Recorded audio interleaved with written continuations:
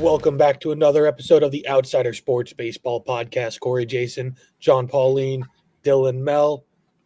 Guys, winter meetings started, and we finally had some real movement in the market. 3 big names off the board. Some predictions were right, some predictions were wrong. 3 big names is quite generous. 2 big names and an okay name off the board. That's not nice to talk about Kyle Schwarber like that. Okay. Just because he's a DH doesn't mean he's, not a great name. Yeah, I was talking about the Mets setup pitcher for 4 minutes, and now they're closer. Well, so let's talk about that. Edwin Diaz went from the Mets to the Dodgers. He signed 3 years, $69 million. And he did not bring that offer back to the Mets to match, where their offer to him was 3 years, $66 million with room. Like they were willing to go up even higher, and he didn't bring it back. Yeah. Why do you guys think that is? I saw a report that they didn't tell him they were signing Devin Williams, and that upset him. I mean, I don't know. Do you think that you need to tell your closer that you're bringing in a bullpen arm that finished the year as not a closer? Yeah, no, but the caveat is Devin Williams, when he signed with the Mets and did the SNY media tour, he said that he only discussed being a closer with every team that he was in talks with, and that he only signed to be a closer. So I think I didn't see that. Well, then, yeah, I understand the turmoil there. Yeah, he specifically said that he only discussed being a closer with teams. I mean, that makes sense. Rich get richer, right? The Dodgers. And so I've seen a lot of discourse about this, and the Dodgers, hate comes raining down in. Teams won back-to-back championships. They signed the best closer on the market. Edwin Diaz had a 1.63 ERA last year. Here's what I'll say. On one hand, I get being upset that your team didn't get Edwin Diaz.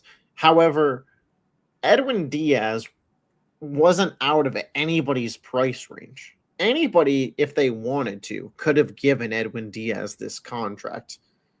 The Dodgers just did. And to be fair to the Dodgers, they did need a closer.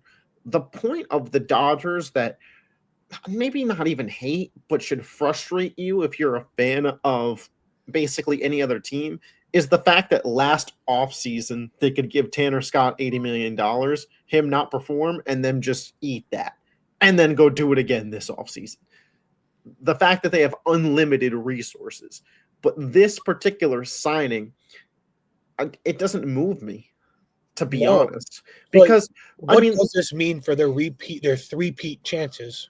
I mean, sure, it raises them, but they had a pretty good closer in these playoffs. Sasaki was their closer. I don't know if Edwin Diaz is performing any better than Sasaki did. It wasn't like Sasaki blew a game. And if you believe in trends, technically Edwin Diaz is due for a bad year. 2020, 1.75 ERA. 2021, 3.45 ERA. 22, 1.31. 2022, 1.31. 2024, 3.52. 2025, 1.63. So he was hurt. He was hurt from an injury though. I'm just saying the trend suggests he's due for an over 3 ERA season. But at the end of the day, to be honest, good on the Dodgers. Your team had a need. You won back-to-back World Series, and you didn't get complacent. As a fan of a team who's seemingly complacent right now, tip of the cap to the Dodgers. Hell of a signing for them. They needed a closer. They got the best one on the market. There's still other closers out there. Suarez is still out there. And for the Mets, it kind of feels like they picked Devin Williams over Edwin Diaz without knowing.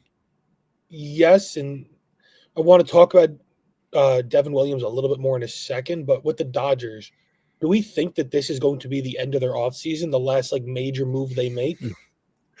I think they're going to bring in an outfielder. I don't know if that's going to be via trade or a sign. Major move. I don't know if the next guy they bring in is the star caliber player of Edwin Diaz, But I think that there's more moves to come for the Dodgers. Obviously, if Tariq Skubal gets moved, they're one of the names rumored. Apparently, the Tigers like Sheen. So, I mean, it could just be a minor move if that ends up happening.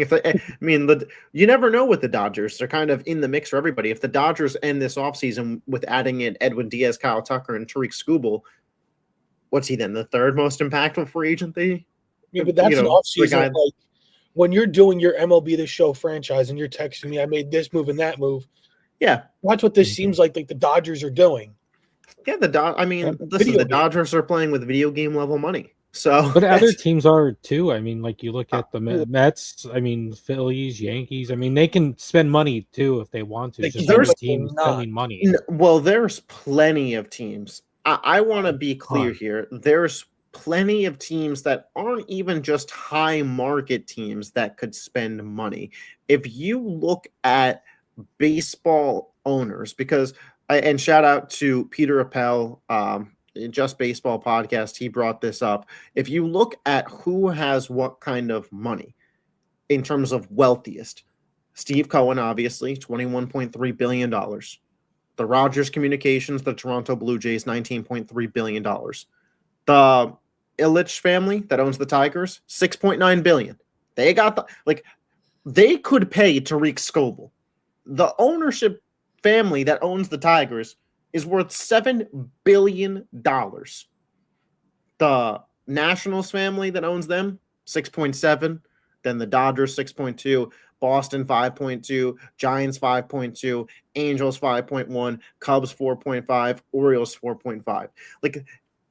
We're talking billions, not millions here. I didn't hear the Yankees or Phillies in that top 10 right there. No, but they spend. So before we just get on the Dodgers, one, not even close to the richest ownership group, right? That's Toronto and the Mets by a mile. But Detroit has more money than the Dodgers. So you could keep Skubal. Nobody's making you get rid of him, but you if you trade him. So when everybody goes after the Dodgers, there's plenty of teams that could be spending money like this if their ownership wanted to. And some of those teams, I think the Orioles, just have a really low payroll, so it's not like they have a lot of money on the payroll. And to credit to the Orioles, they offered Schwarber the same contract. Yeah. I know we're going to talk about it, but it seems like they're willing to spend money for the right and they're also people, at least. To a few other free agents. I know Framber Valdez. His market seems to be kind of taking a little while. And I think they were talking to Alonso also. Yeah. I believe they were meeting. So, I mean, they're trying.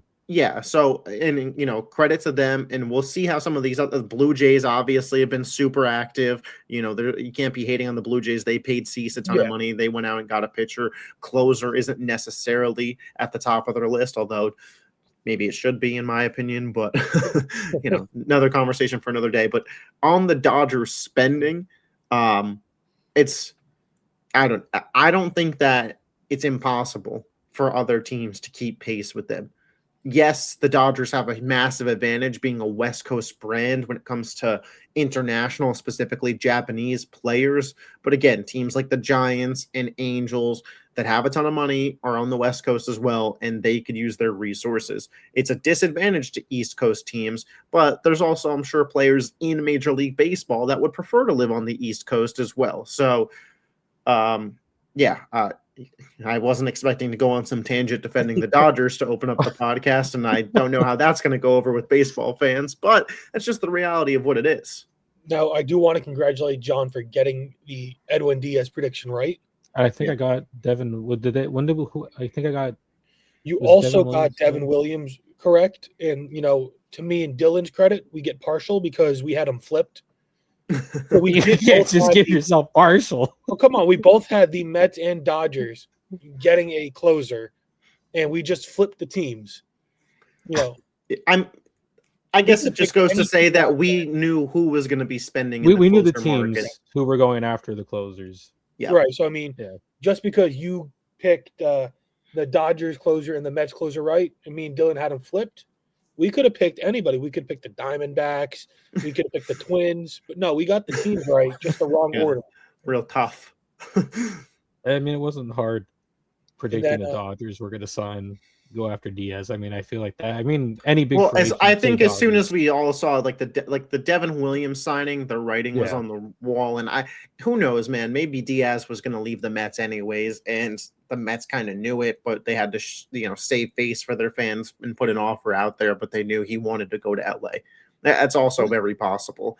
Do you guys think Devin is going to be good for the Mets? I can't decide if I think like, oh, of course he goes from the Yankees to the Mets, so now he's going to be just an all-star level closer I again. mean, just for Corey, I mean, he's probably going to be all-star level closer just to piss Corey off. My heart Absolutely. says that he is going to be the best Devin Williams we've ever seen. Who do you think has a better year, him or Diaz next year? Diaz. The Dodgers have some like black magic going on out there. Chavez Ravine is like, I mean, their bullpen was pretty bad last year, so they're going to fix Diaz. He's not going to have that bad down year that he's due for. And he's going to have that good year. He's going to be an all-star. Williams will also probably be an all-star for what it's worth. But again, not that we're living in a world of salary cap, but what did you think of the money? I think it's really telling that players are now opting for shorter-term contracts with a higher AAV. And that's going to bring me to my next question, too. Because to me, there's a bit of a conspiracy theory brewing. I texted you guys a little earlier about it, and I kind of want to reiterate it now. We're heading towards a lockout in 2027? It's happening. Yeah. We're going to be locked out of baseball again. The Dodgers and the Blue Jays and the Mets, for what it's worth, are all the teams really spending that money now, the Dodgers more so than anybody.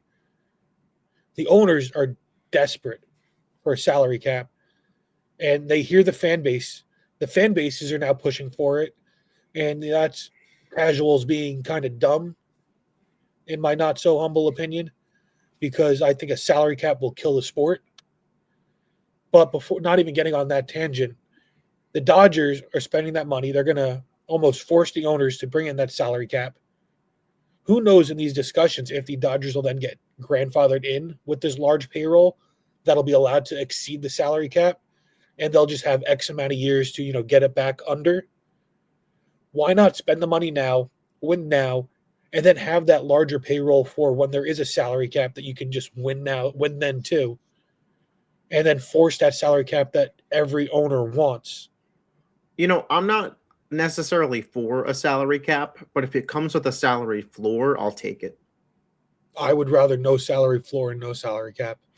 I think that there needs to be a floor because I'm not one for switching teams, but if you were raised an athletics fan, what's the point?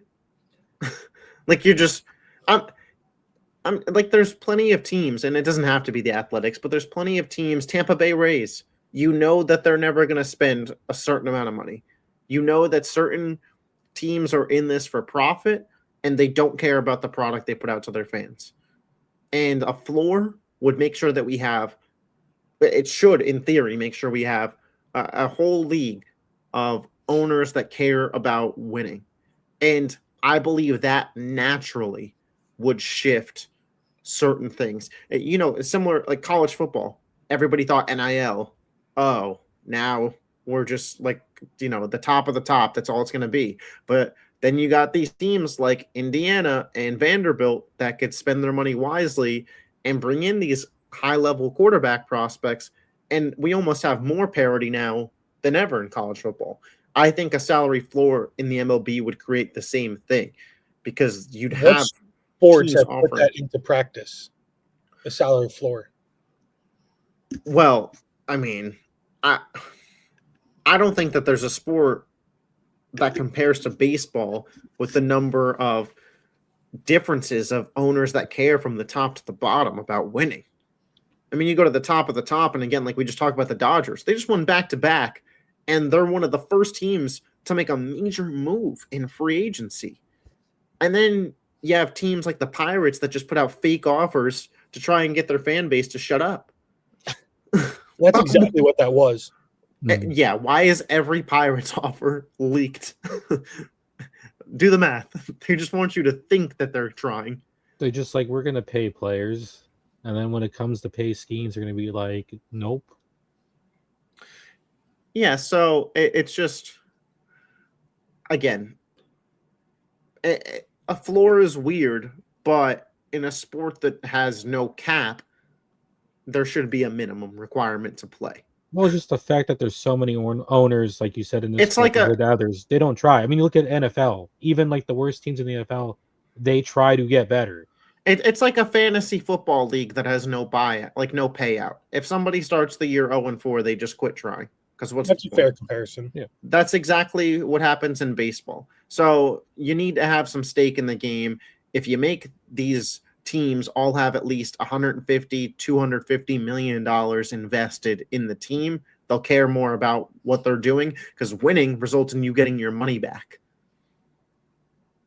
But again, if we need I'm more for a floor than a cap, but if a cap means we get a floor, I would take it. Now with the Mets, right? They lost Diaz. They signed Devin Williams. What more do they do?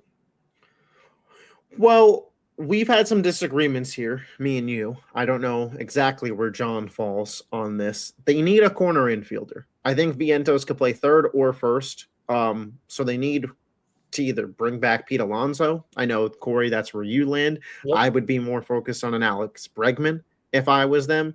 And trading Nimmo means you need an outfielder. The infield of Lindor and Simeon is set. You have Soto in right.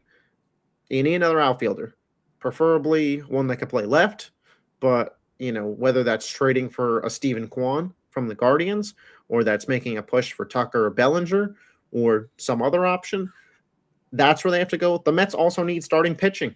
So their offseason shouldn't be close to done. Because all they did was realistically swap out their closer for what's on paper a worse one. So everything that was still a need going into the offseason is still a need. They checked it on Schwarber. We know that. We don't know their offer on him, but we know that they were in on him. Sounds like they didn't make a formal offer. Bellinger seems like the perfect fit because he allows them to get an infielder or an outfielder, whichever is the better one that falls in their lap. Mm-hmm. I think based off of what I've been seeing online and a lot of the reports, Bellinger's his market has slowed down to where now that the Mets and the Dodgers have and the Phillies have made their moves, teams are a little bit more hesitant on him. Teams didn't want to give him a 3-year deal or a 4-year deal, 2 years ago when he signed with the Cubs. And now he's all of a sudden wanting a 6-year deal when he's older. And he's not like he came out and played that much better. Yeah. What changed to make him, to make teams want to give him that 6-7-year deal as opposed to a 3-4-year deal, that he probably should be getting, other than the fact that he was a Yankee and he feels that the Yankees need to pay him. I mean, his versatility. You mentioned it. Like, he could play first, he could play center, he could play left, all at a pretty high defensive level. He gives you a lefty bat in the lineup, which, aside from the Yankees, most teams could use a lefty bat. And he's a ball player. Anthony Rendon calls it a job. Bellinger's the exact opposite. But Bellinger was a elite first base and center fielder, that lefty bat. He was the same player 2 years ago when he was a free agent and had no market. And now he's older, lost, not as good of a defender. He has lost a bit of a step over these 2 years as he's getting into his 30s more. He'll lose that step even more so as his contract ages. It just seems like... I think baseball is going away, which I think it should. At least certain teams' philosophy is going away from the 3 true outcomes of, this guy's either going to get a home run or a strikeout, and that's good enough for me. I think baseball and teams like the Brewers and Blue Jays really highlighted this. Hey, get 9 guys that could play ball, that could field, that could hit, that could take at bats, draw a walk, put the ball in play, hit for some pop. Cody Bellinger fits that.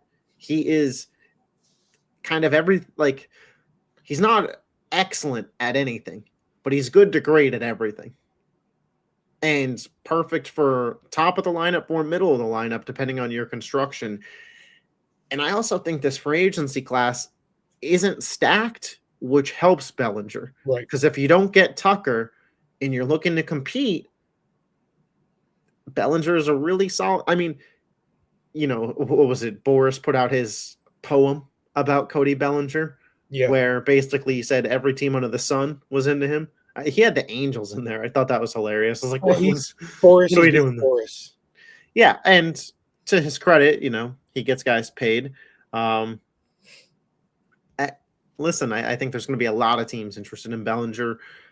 I think whoever holds out longer out of Tucker and Bellinger probably knows that then they could start pushing on those teams. Like if it came out Kyle Tucker to the Dodgers, Bellinger's market probably skyrockets in price of teams looking to compete. Phillies, Mets, Blue Jays, Yankees, all would have to pay a higher price. So I wonder if those guys, thinking about it that way, are those guys waiting for the other shoe to drop? Yeah, I would assume so, that everything is hinging on Tucker. I just think they're like a 1A, 1B, and it's whoever gets paid second is going to have a lot more leverage. I would say more of a 1A, a B1, Sure. Just because I think that what Tucker brings. It depends on the team. Apparently, the Yankees like Bellinger more than Tucker. Tucker's the backup plan. Well, that's because Tucker costs more money than Bellinger. I hear you. I do think that there's certain teams that Bellinger is probably a better, I think Bellinger is a better fit for the Blue Jays than Tucker. I know that they're in on Tucker. Bellinger feels more Blue Jays culture of last year to me. And like we were saying before, the Mets seem to be a very, great spot for Bellinger to land. Yeah. Because he can play outfield. Because of the versatility. First base. Tucker, you're really better served with him in right field. You can play him in left, but his left field defense isn't what Cody Bellinger's is. True. And so going back to the Mets, now that they lost Diaz, they have Devin Williams. Were we surprised at the number that Devin Williams got? Remind me again, what was the contract? 51. In the moment, I was now seeing Diaz as 3 for 69.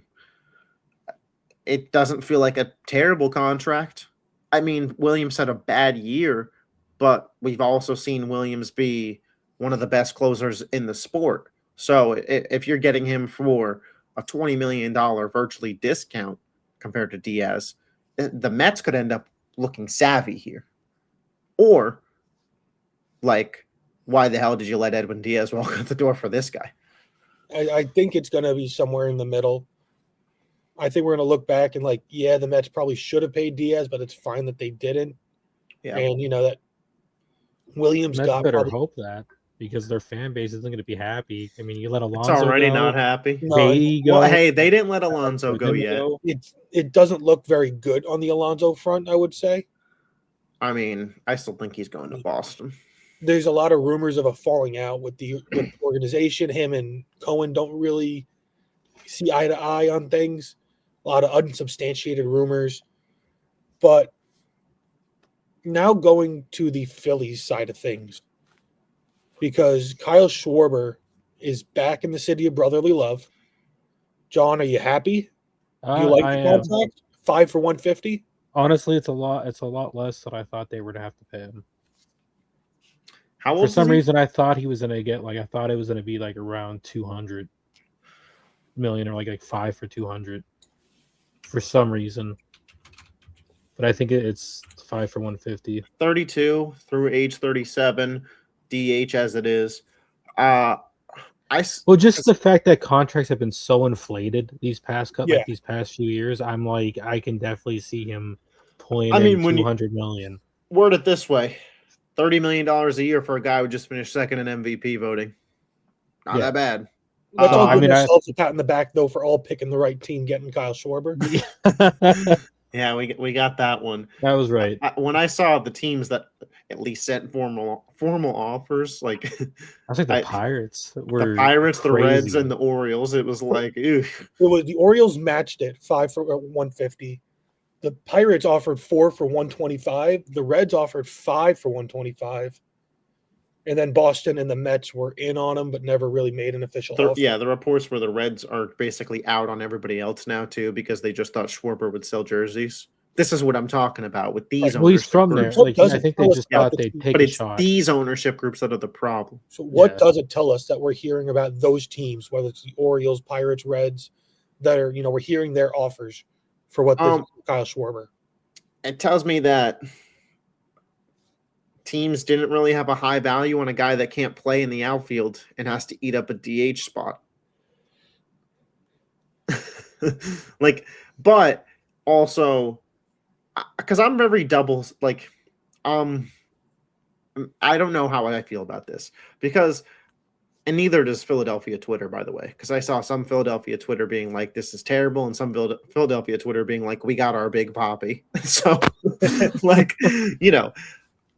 we talked about, and I'm happy to see for the Phillies that they're in on Ketel Marte, because what we talked about for weeks leading up to this was the Phillies, it feels silly to let Kyle Schwarber out the door, but the definition of insanity is repeating the same thing over and over again and expecting different results. So bring back Schwarber, but you can't be done there.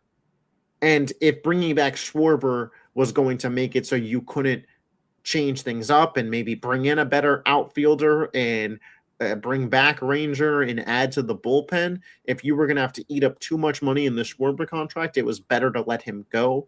This number doesn't feel like very restrictive of the rest of their free agency. So it's tough for me to grade the move now because I need to see what they're still willing to do. But I think as long as they're still willing to improve the team, this is a good retention. And I think they have a lot more they want to do, because I know they want to move on from Castellanos if they're going to trade him, if they're going to get anything for him. But I feel like he's gone. I feel like regardless, I think he's getting kind of like they're just going to let him go and move on. I mean, you're paying less than $1 million per home run. So yeah, they might. I don't know, but I know, and I wouldn't be surprised. And I think they might want to move on from like maybe Bowen possibly. And I've been saying it for a while. If they're going to platoon Stott, just trade him, because I feel like they're leaving value there. Well, if they're going to get Ketel Marte, you would think Stott would be involved in that move. Absolutely. So hate to see him go, but if they're not going to use him as an everyday second baseman. Well, and Marte would be perfect for the Phillies, in my estimation. A perfect number 2 hitter. Lead off with Trey, Marte, Schwarber, Harper. Yeah. I mean that's as good of a top of the lineup as the Dodgers. If Harper's playing at a high level, it could even be better. Now, well, Harper got that blood thing done. I don't know if you guys saw that. I don't know what that was about. Yeah, his extra oxygen I saw. I don't know. They're like filtering or cleaning his blood or whatever. I have no This clue. is just this offseason's version of him drinking unpasteurized milk.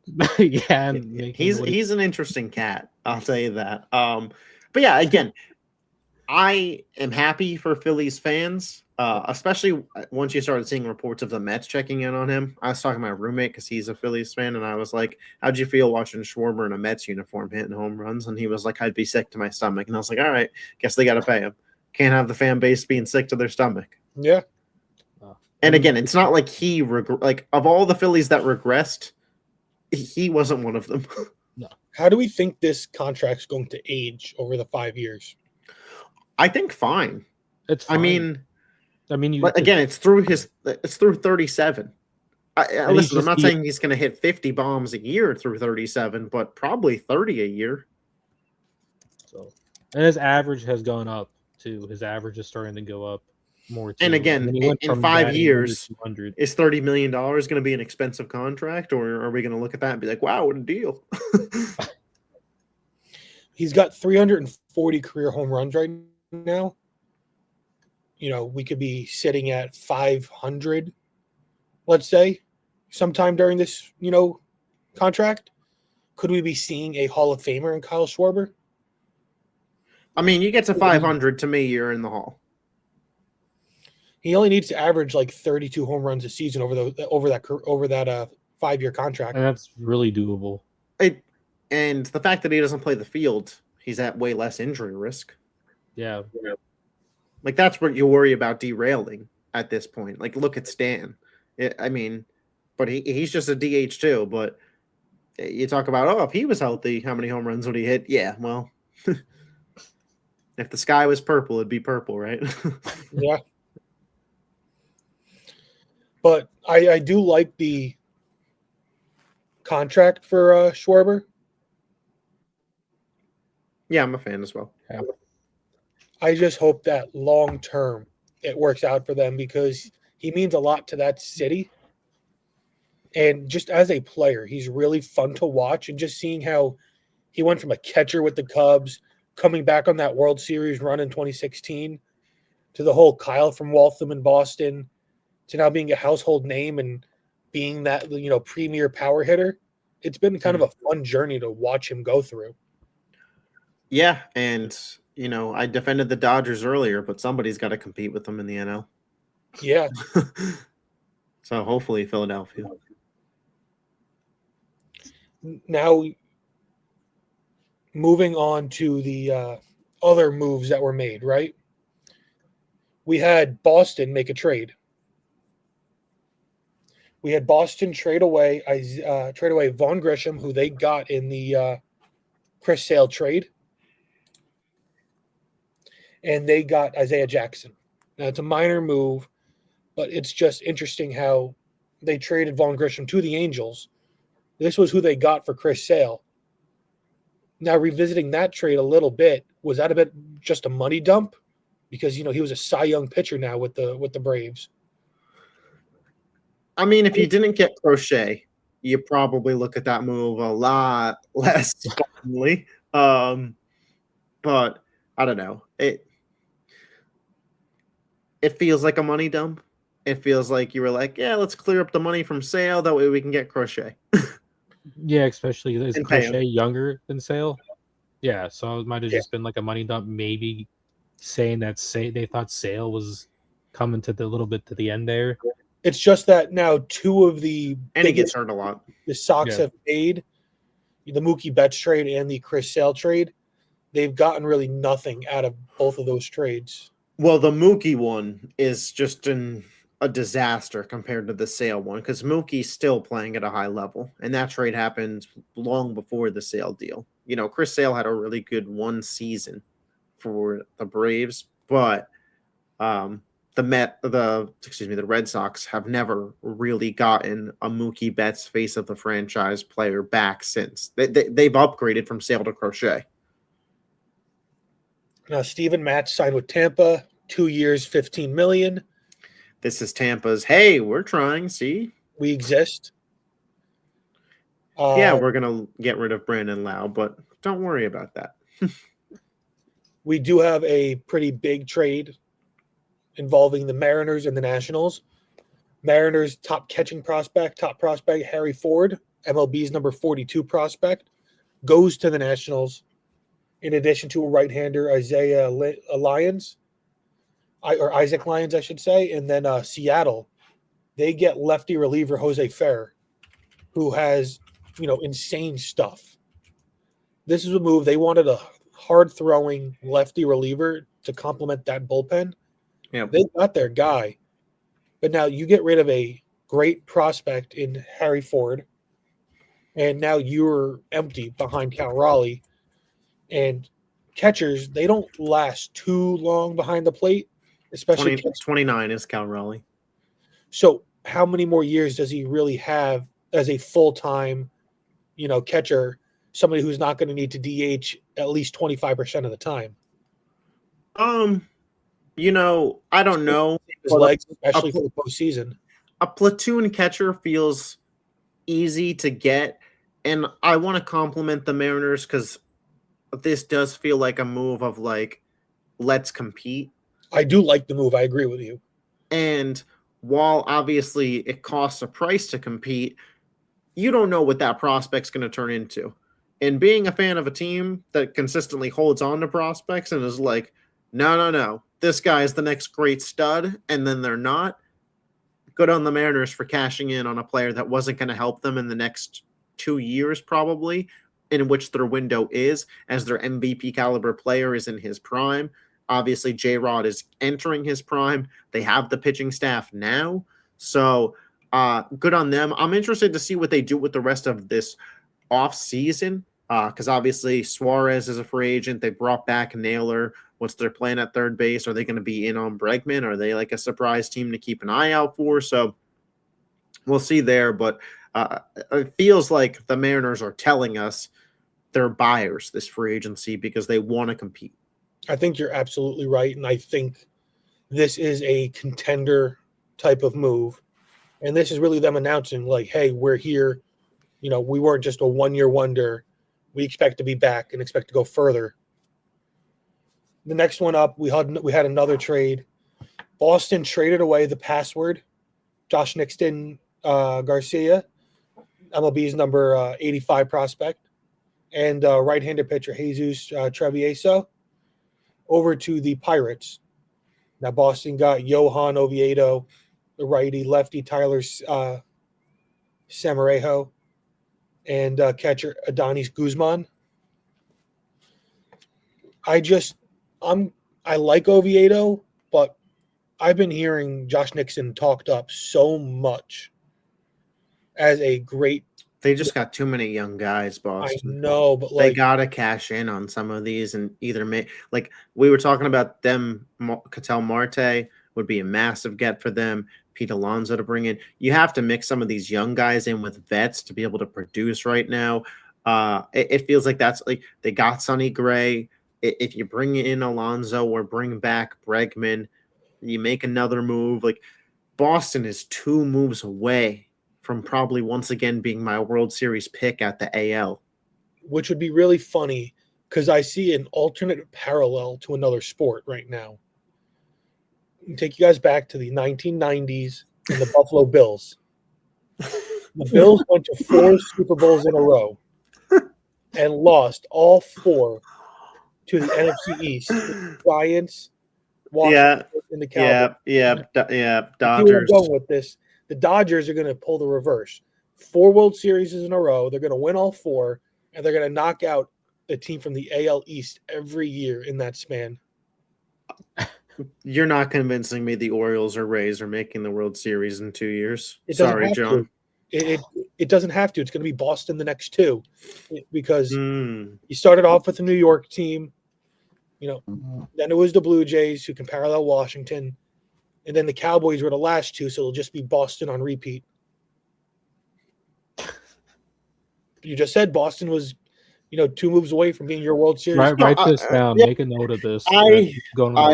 I unfortunately agree with you as things stand.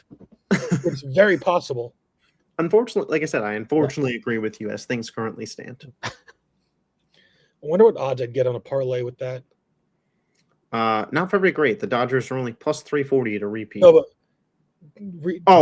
picking the exact match. Yeah, Dodgers, Red Sox, Dodgers, Red Sox. Oh, they wouldn't let you bet it. They should. So I'm going to be right. No, that's why they wouldn't. It's just not worth the risk for them. You could bet like $10 and become the owner. Now, next move up, sticking with the Dodgers, playoff World Series hero Miguel Rojas, back with the team, 1 year, $5.5 million. Cedric Mullins went to Tampa Bay, so 2 moves, 1 year, $6.5 million. And the White Sox, we had the MLB lottery draft, and they got the number 1 overall pick as the favorite to get the pick. They needed it. I mean, they need a couple of them. They needed it. Yeah, they need a couple of them. It was really funny how it would have been funny, I should say, if they didn't get it. They had like a 26% chance of getting the first pick. They were so bad. It'd be funny if the Pirates got it again. Was I think the Rockies, and the Angels and one other team that I can't think of off the top of my head were ineligible to get the number 1 overall pick. It was the Rockies. Nationals, Angels. Yeah, that's what it was because the Rockies had it a lottery Lottery pick 2 pick years in in a row, 2024. and then the other two paid more into the league than they got in terms of rights and stuff, Mhm. and they aren't eligible to get a lottery pick 2 years in a row. So it's interesting the little caveats they have when doing the lottery to prevent teams from tanking, but it doesn't stop teams from the White Sox being bad, or the Rockies for that matter. Think about it. The Rockies were the worst team in baseball this year, and they can't even get a lottery pick because they've just been that bad. That's kind of bad.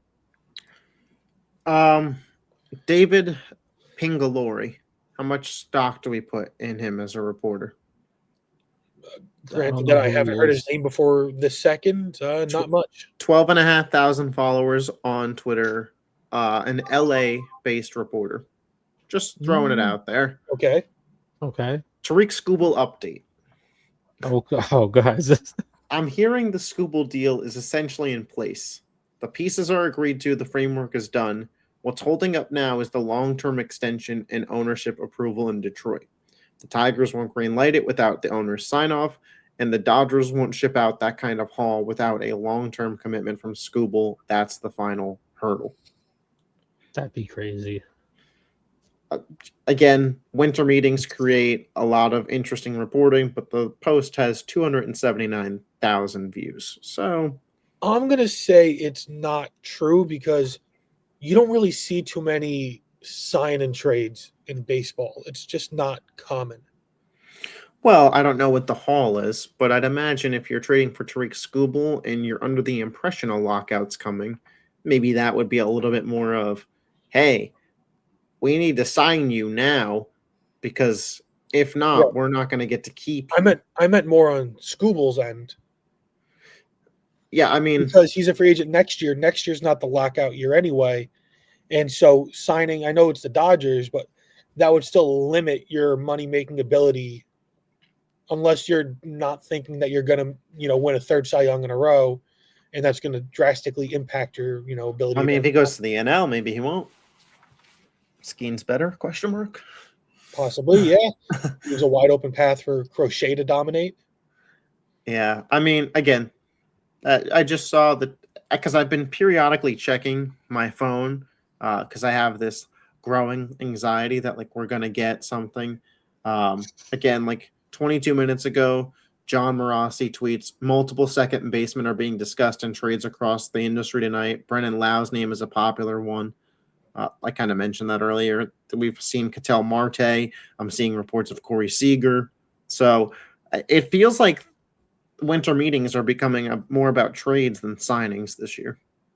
And there were a lot of trades last year, too, specifically for first baseman. Did the Soto trade happen winter meetings? Let's see. It might have, or it might have happened like right after the winter meetings where the bulk of the talks happen there. December 6th. So that's right around the time now. So Yep. Happen winter meetings time then, if not during the winter meetings. So that's what, I guess Those were the days. You have a lot of GMs and owners and high-ranking officials in the same place. It makes sense that they're going to talk about things and do things. John, are there any players that you're specifically targeting for the Phillies to make a move for that you think is realistic? Marte probably would be one. Marte. I know I saw some people saying Duran from the Red Sox. Okay. Stephen Kwan greater than sign. So I'd rather him over Duran because I feel like Duran's just going to be another. Like I feel like you're just trading for a younger Kwan, Castellanos. Turner, Schwarber. Now, are there anybody that the Phillies are linked to in a trade that you don't want that they've been linked to? I haven't seen. I mean, I haven't seen anything other than the Marte stuff. How would you feel about Pete Alonso? Not that you could really do it at I this mean, point. I don't Bryce know and what they're gonna Schwarber. do unless you're gonna put like Bryce Harper back in right field, I don't- back in yeah. left field, or if you're gonna decide you're gonna want to play Schwarber in the field, and Yeah, I don't think it's happening. like I I don't just- know what you're. Before the Schwarber signing, I've just been teasing Phillies fans, Yeah. saying you're going to end up with him instead. Now, Dylan, the same questions to you. Anybody that the Yankees are linked to, or anybody you see out there that you really want? Trade-wise? I mean, am I to believe random Yankees Twitter in terms of this segment, or am I supposed to be I realistic? mean, are you talking about the guy I brought up to you like a month and a half ago? Yes. feels like? Yeah, I mean, listen, and to everybody watching, I'm not a delusional Yankees fan. I don't think this is going to happen, but a guy could dream. Fernando Tatis Jr. is a name that's on the market. We've had history with dealing with the Padres before. Yeah, I'd love Fernando Tatis in terms of players that I believe it's more realistic. What does he have left on his contract? Everything. Like 8 years. Like, years. So that would be like this would be a huge trade then. Yeah. Some more realistic names that I'm a fan of. I've seen them linked to Michael King, bringing him back, considering Cole and Rodon are going to be out at the start of next year. I've always been a big Michael King guy. I'd like to have him back on the team. You know, I haven't seen much chatter around the bullpen, which kind of worries me because I feel like they should improve the bullpen. They need a lot, man.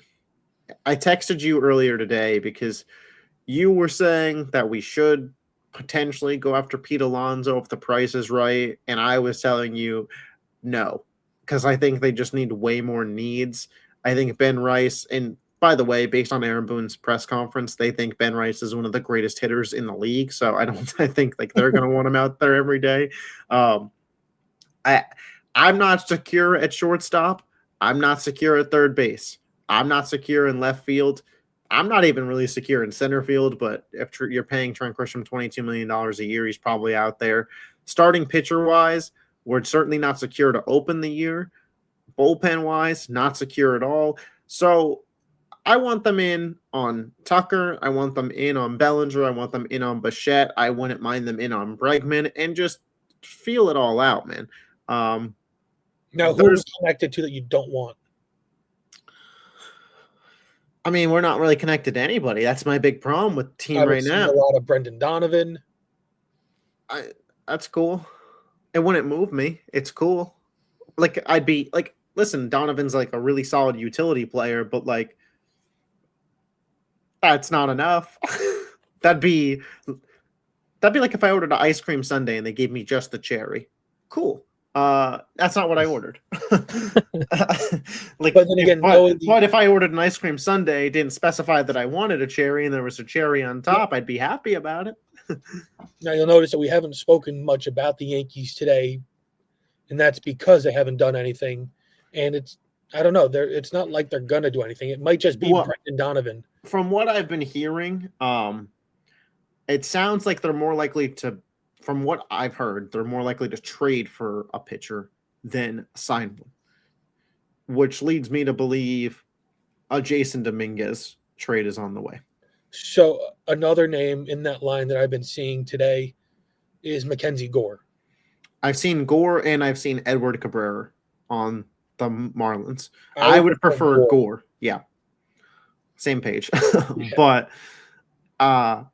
yeah, I mean, Mackenzie Gore's got some control left, former top draft pick, high level lefty, young. Was he part of that Soto trade that sent him from Washington to the Padres? Yes.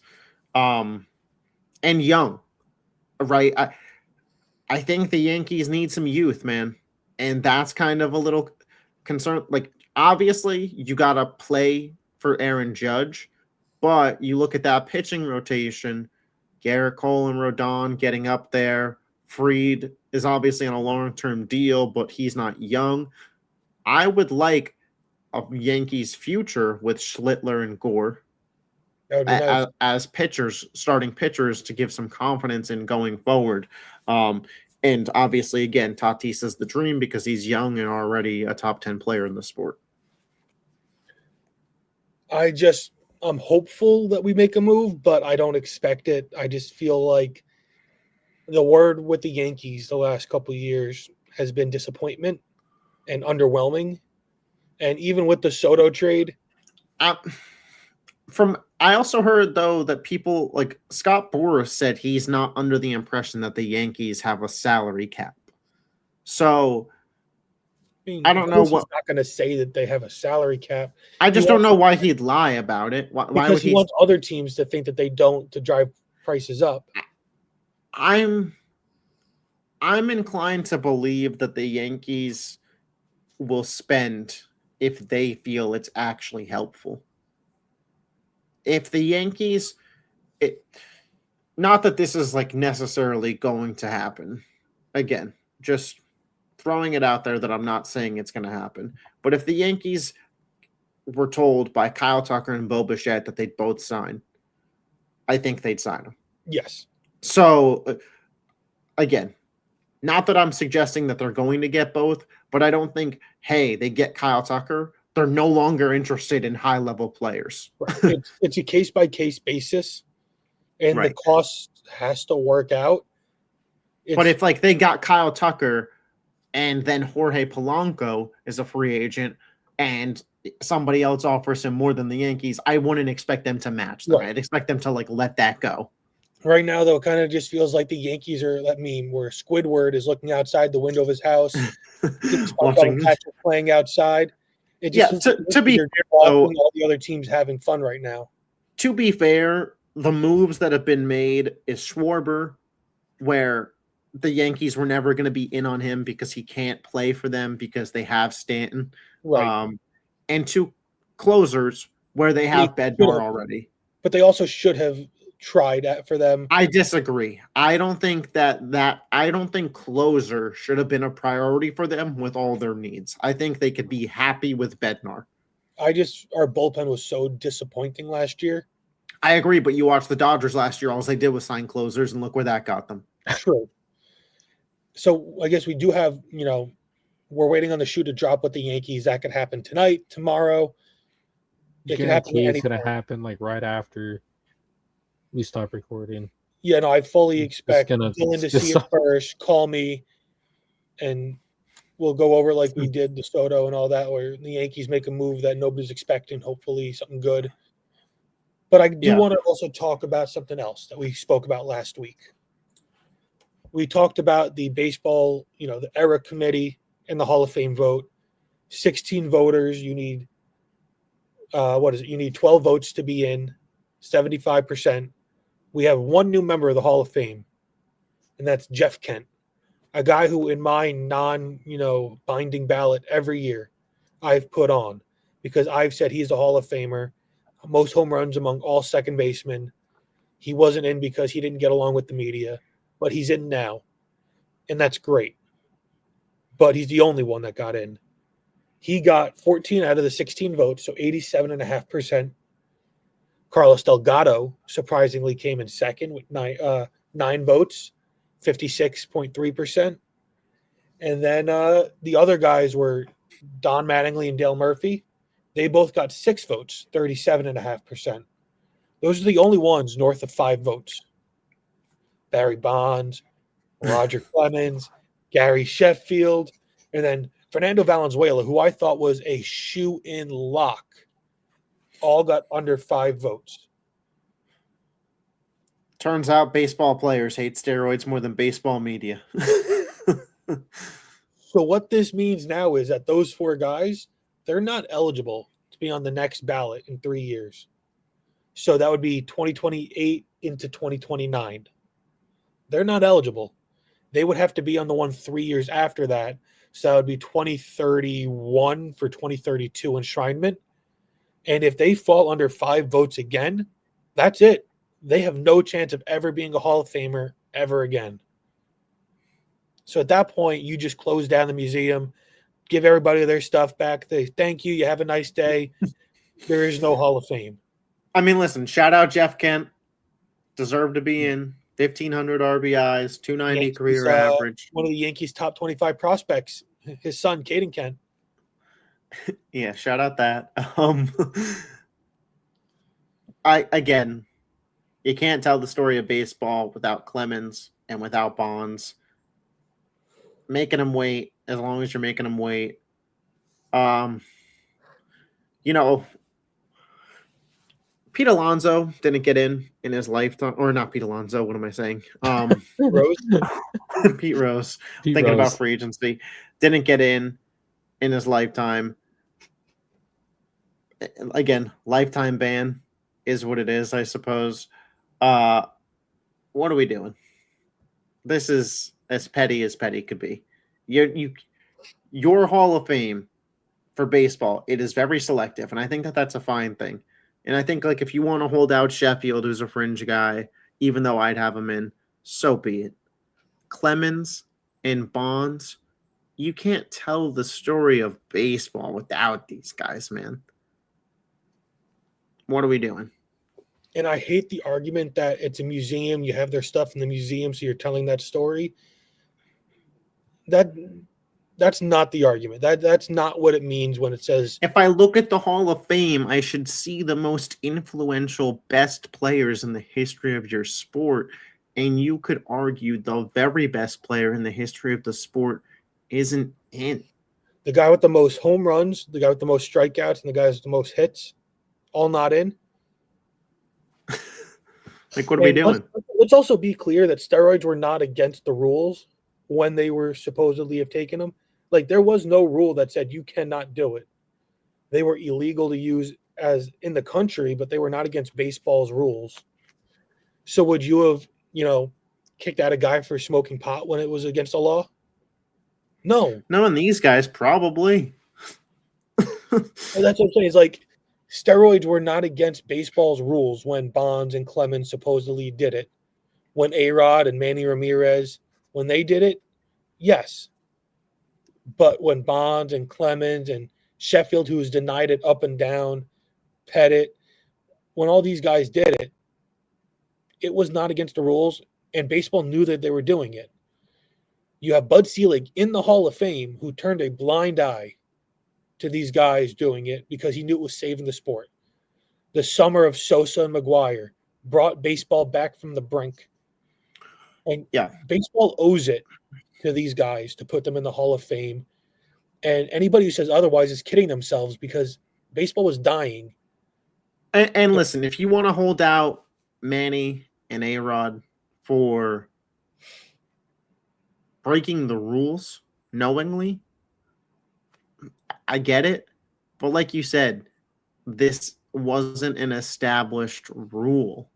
And these guys brought excitement back to the sport and are record holders in, like, you don't put an asterisk by them on MLB.com. No. So, like, you're honoring it as records. You got no problem showing the highlights of Barry Bonds. A couple years ago when Aaron Judge was chasing the home run record, MLB had no problem showing, highlights of Barry Bonds and acting like, oh, look at Barry Bonds go. Yeah. So, and again, I get it. It's not necessarily up to the social person who, put the video package together, but you embrace them when it's good for you and convenient for you, but you don't put them in the Hall of Fame.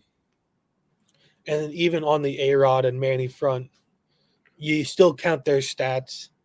My opinion I would still have them in, but my opinion is get if they're on the ballot, right. But if they're on then they shouldn't be eligible to be on the ballot. Don't even put them on. If you have them on. If your firm line is you knowingly, actively chose to break the rules, I could respect it. Yes. I can't respect putting that retroactive to Barry Bonds and Clemens and Sheffield again, who's never admitted to it. Sosa has never admitted to it. McGuire, like, put them in because you have guys that are suspected. David Ortiz has just as much steroid rumor as Gary Sheffield does. They're both on the Mitchell report. You have guys like Ivan Rodriguez or even Mike Piazza, unsubstantiated claims that they did steroids, but they're in the Hall. It just doesn't make sense to me. No. But that'll do it for us. We'll be back next week. We'll talk some more free agency. I also want to discuss our ballots for the Hall of Fame this month because I feel like that would be a fun talk because now it's cleaned up without Bonds and Clemens, Sheffield. There's a lot less names on the ballot. So there's some guys that I think we could discuss whether we can use strategic picks or not. So think on that. I want to hear about who we think is going to get in. Do we use all 10 votes or no? But that's going to do it here. Corey, Jason, John, Pauline, Dylan, Mel. This has been the Outsider Sports Baseball Podcast.